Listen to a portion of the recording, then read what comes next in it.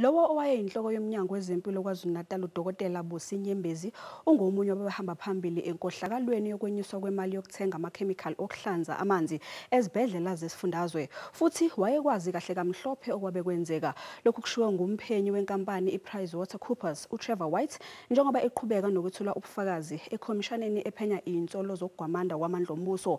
Le khomishana ihlezi eParktown eGoli.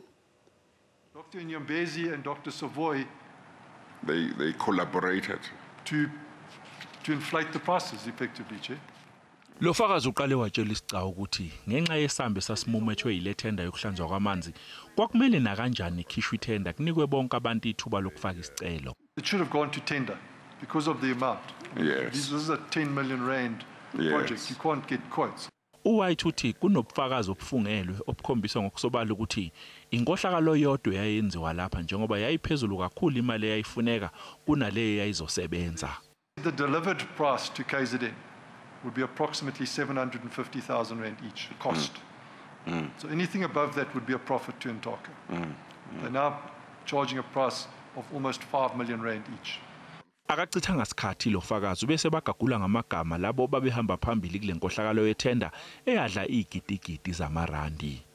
Mr. Nshangasi was the head of the supply chain management and health. So he was the preparer of the document. It was then recommended by Mr. Buthelezi, the chief financial officer in the Department of Health, and it was ultimately approved by Dr. Nyembezi, the head of Department of Health. White uthi Nyembezi wayazi kahle ngokuqhubekayo ngale nkohlakalo wabalula neqhaza lakhe kulokhu. Dr. Nyembezi didn't care because she's personally manipulating the procurement process and circumventing it.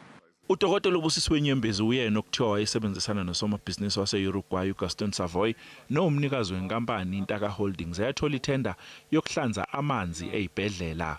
Owayengamele ezemali ngaleso sikhathi esifundazweni uDokotela uZwelimkhize waphika walala ngomhlanu ukuthi uyamene nale nkohlakalo eyayiqhubeka kanti ekhambeni kwesikhathi iANC esifundazweni yayivumela ngokwayo ukuthi uSavoy wayipha isigidi sonke samarandi kanti iqembu elibusayo lathi belingazi ukuthi le mali ithinta inkohlakalo lethembisa nokuyibusela emuva nokuyinto eyaphelelezeni njengethuthukuz encanga. NguCalvin Dludla wendaba zeSABC ngibika ngiseGoli.